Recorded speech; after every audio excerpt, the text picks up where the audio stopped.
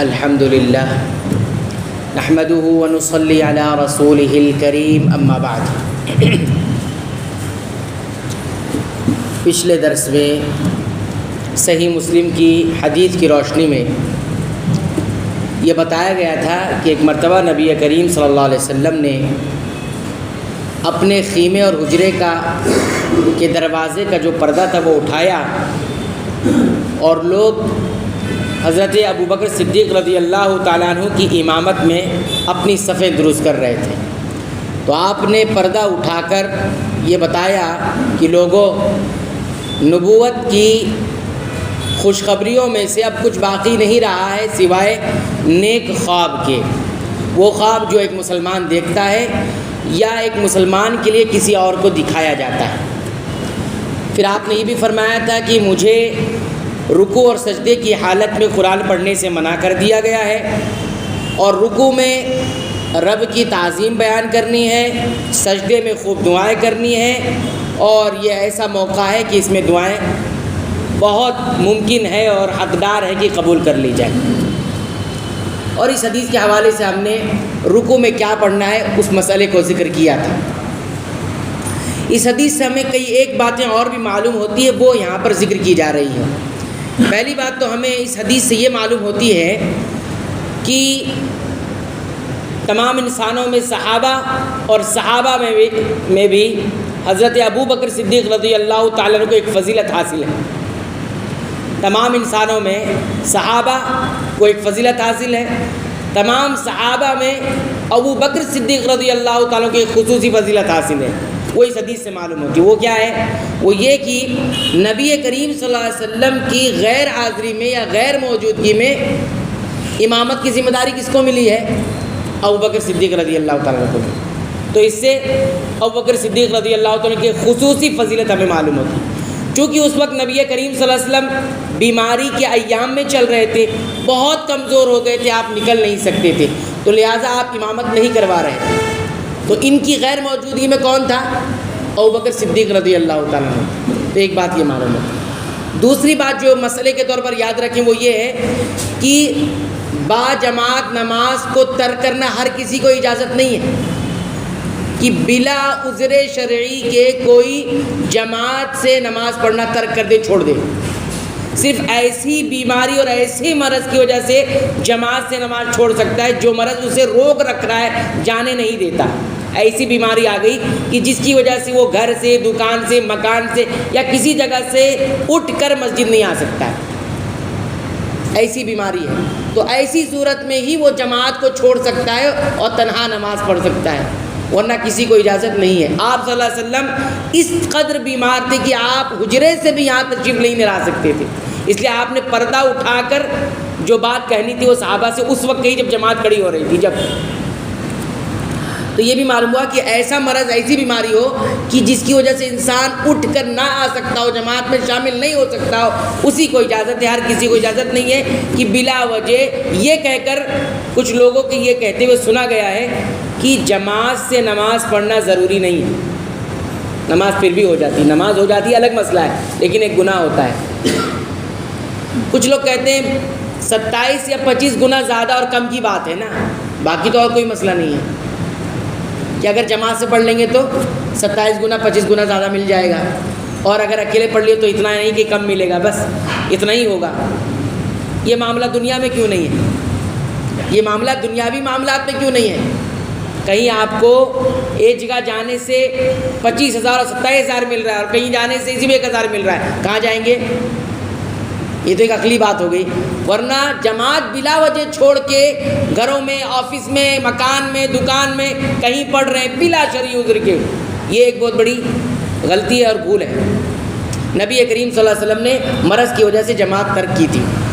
Number 3 جو بات معلوم ہوتی ہے وہ یہ کہ نبوت کے ذریعے سے جو خوشخبریاں ملتی تھی وہ اب نبوت کے ساتھ، نبی کریم صلی اللہ علیہ وسلم کے ساتھ ختم ہو گئی، مکمل ہو گئی۔ اب اگر کوئی چیز اگر خوشخبری کے طور پر یا تنبیہ کے طور پر ملتی ہے تو وہ نیک خواب کے ذریعے ملتی ہے، اچھے خواب کے ذریعے، وہ بھی مسلمان دیکھے گا یا مسلمان کے حق میں کسی اور کو دکھایا جائے گا۔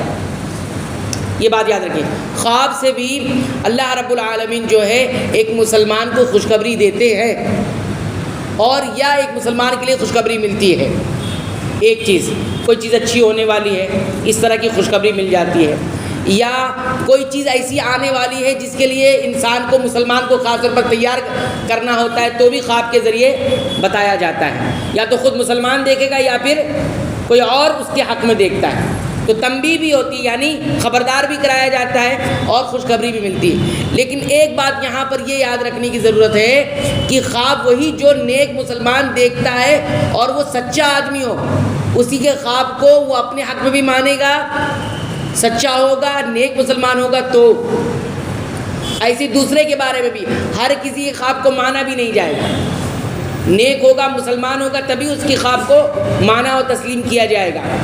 تیسری چیز اس بات میں یہ بھی یاد رکھیں کہ خواب سے کوئی شرعی حکم نافذ نہیں ہوگا۔ شرعی حکم سمجھتے ہیں، اس کو شریعت کا حصہ بنا لیا جائے، اس کے مطابق عمل کیا جانے لگے، اس کے مطابق کسی چیز کو چھوڑ دیا جائے، یہ ساری چیزیں خواب کے ذریعے نہیں ہوں گی، ٹھیک ہے۔ مبشرات کہا ہے تو وہ ایک تنبیہ ہوتی ہے یا ایک خوشخبری ہوتی ہے، بس اس حد تک رہتی ہے، اس میں ایمان اور کفر کے فیصلے نہیں ہوں گے، اس پہ کسی شرعی حکم کو لاگو نہیں کیا جائے گا، کسی چیز کو چھوڑ دیا جائے، کسی چیز کو ترک کر دیا، یہ ساری باتیں خواب سے نہیں ہوں گی۔ البتہ خواب کی حقیقت کو سچا مانا جائے گا کہ خواب ہوتے ہیں، شریعت میں اس کا ایک حصہ ہے، اس کا سرے سے انکار بھی نہیں کیا جائے گا۔ کیوں؟ کیونکہ نبی کریم صلی اللہ علیہ وسلم نے فرمایا کہ اس کی ایک حقیقت ہے کہ خواب کے ذریعے مسلمانوں کو بشارت دی جاتی ہے۔ اس کے بعد چوتھی بات دیکھیے، یا تو خواب خود مومن دیکھے گا یا اس کے لیے کسی اور کو دکھایا جائے گا۔ پانچویں چیز اس حدیث سے ہمیں یہ بھی معلوم ہوتی ہے کہ یہ جو خواب ہوتے ہیں جو مسلمان دیکھتا ہے یا مسلمان کو اس کے حق میں کہیں دکھایا جاتا ہے، تو یہ نبوت کے حصوں میں سے ایک حصہ ہوتا ہے، یعنی یہ خواب کی حقیقت ہے، خواب ہے لیکن ایک حقیقت رکھتا ہے، اس کا انکار نہیں کیا جا سکتا۔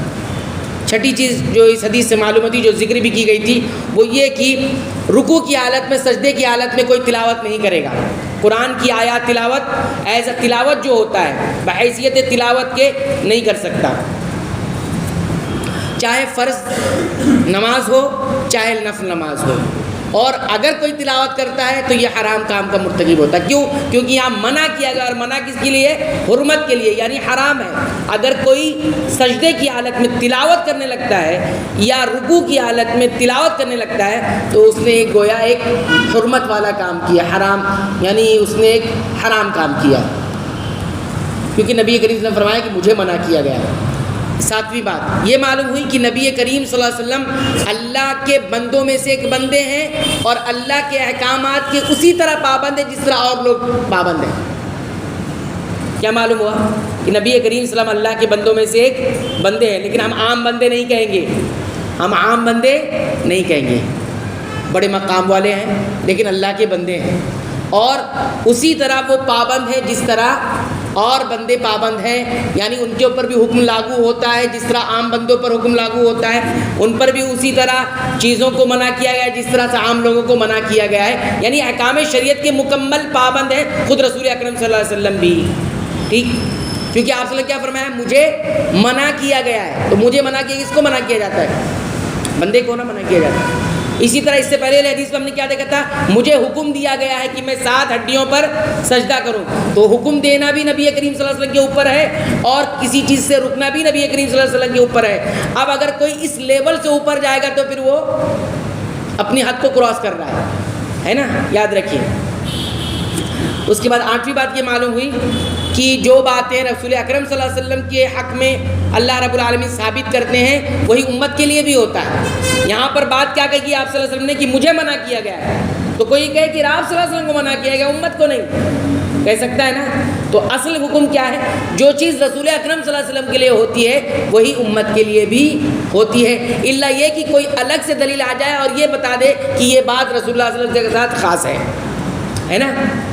کوئی ایسی دلیل آ جائے جو یہ کہہ دے کہ یہ بات جو بتائی گئی ہے یہ آپ صلی اللہ علیہ وسلم کے ساتھ خاص ہے، جب یہ بات بتا دی جائے گی تب ہم اس کو اسی دلیل کی روشنی میں خاص کر دیں گے۔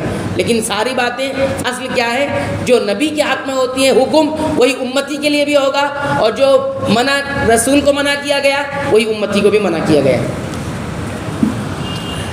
نمبر 9، اس حدیث سے یہ بھی معلوم ہوتا ہے کہ قرآن حکیم کی ایک عظمت ہے، عظمت اس طور پہ معلوم ہوتی ہے کہ نمازی کو، نماز پڑھنے والے کو منع کر دیا گیا ہے قرآن پڑھنے سے. کب؟ رکوع کی حالت میں اور سجدے کی حالت میں. رکوع اور سجدے کی حالت کون سی حالت ہے؟ یہ انسان کے ذلیل ہونے کی حالت ہے. ذلیل ہونے کی حالت ہے نا، جھک گیا انسان. رکوع ایک ہے، پھر رکوع کے بعد انسان اپنی سب سے شرف والی چیز، عزت والی چیز کیا ہے؟ پیشانی. اس کو کہاں رکھ دیا ہے؟ زمین پر رکھ دیا. یہ دونوں ذلت والی حالت ہے، اور یہ ذلت والی حالت میں عظیم کلام نہیں پڑھا جائے گا. عظیم کلام نہیں پڑھا جائے گا، تو اس سے بچنا چاہیے. اور ادب بھی نہیں. یہاں تو ایک چیز بات ہو گئی، اور ادب بھی نہیں. اللہ کا کلام کیسے پڑھا جائے گا؟ کھڑے ہو کر، بیٹھ کر، یا بعض حالات میں لیٹ کر بھی. لیٹ کر لیٹنے والی جو حالت ہے یہ ذلت والی حالت نہیں ہے. یاد رکھیے بھی، لیٹنے والی حالت ذلت والی حالت نہیں ہے. لیٹ کر بھی تلاوت کی جا سکتی ہے، بیٹھ کر بھی تلاوت کی جا سکتی ہے، کھڑے ہو کر بھی تلاوت کی جا سکتی ہے. اس میں کوئی ممانعت نہیں ہے. 10ویں بات، رکوع کی حالت میں اللہ کی عظمت بیان کرنا واجب ہے. رکوع کی حالت میں اللہ کی عظمت بیان کرنا جو سبحان ربی العظیم کے ذریعے پوری ہوتی ہے وہ واجب ہے. تو ایک تو زبان سے عظمت ہے اور ایک دل میں عظمت ہے. دل سے بھی عبادت ہوگی اور زبان سے بھی عبادت ہوگی. اور رکوع کی حالت میں ہمیں اللہ کی تنزیہ بیان کرنا ہے. تنزیہ کا مطلب کیا ہوتا ہے؟ اللہ تعالیٰ کو تمام عیب، کمیوں اور کوتاہیوں سے پاک سمجھنا. یہ کس میں ہے؟ سجدے کی حالت میں. رکوع کی حالت میں عظیم سمجھنا ہے، سجدے کی حالت میں اللہ کو پاک سمجھنا ہے. کیا کہتے ہیں؟ سبحان ربی الاعلیٰ. سبحان کا مطلب یہ ہوتا ہے کہ اللہ تعالیٰ تمام عیب، کمی، نقص، ان تمام چیزوں سے پاک ہے. اور الحمد کا مطلب ہوتا ہے اللہ تعالیٰ کامل ہے اپنی تمام صفت میں. ایک چیز کو ہم ثابت کرتے ہیں اور ایک چیز کو ہم نفی کرتے ہیں. یہ دونوں چیز ہوگا، ایک کا انکار ہے اور ایک کا اقرار ہے. اقرار یہ ہے کہ اللہ مکمل کامل ہے ہر چیز میں، ہر صفت میں. اور انکار کیا ہے کہ اللہ تعالیٰ کمیوں اور کوتاہیوں سے اور غلطیوں سے کیا ہے؟ غلطی نہیں، یعنی عیب سے پاک ہے. یعنی کوئی کام اللہ تعالیٰ کرنا چاہتے تو نہیں کر سکتے، ایسا ہے نہیں. اس کے بعد آپ دیکھیے 12ویں بات ہمیں اس حدیث سے یہ معلوم ہوتی ہے کہ اللہ تعالیٰ کے لیے ایک نام کا پتہ چلتا ہے، وہ ہے رب. سبحان ربی العظیم، سبحان ربی الاعلیٰ. کیا مطلب ہوتا ہے اس کا؟ میں اپنے رب کی جو کہ عظیم ہے اس کی پاکی بیان کرتا ہوں. تو رب ہونا بھی اللہ تعالیٰ کے لیے ثابت ہوتا ہے. باقی باتیں تھیں وہ پچھلے درس میں ہم نے بیان کر دی تھی. اتنی باتوں پر اتفاق کرتے ہیں. اللہ تعالیٰ سے دعا کرتے ہیں رب العالمین تو ہمیں سنتوں کے مطابق اپنی عبادتوں کو انجام دینے کی توفیق عطا فرما. اے اللہ تو ہمیں بخش دے، ہمارے والدین کو بخش دے، تمام مسلمانوں کو، تمام مومنوں کو، تمام اہل توحید کو بخش دے. آمین.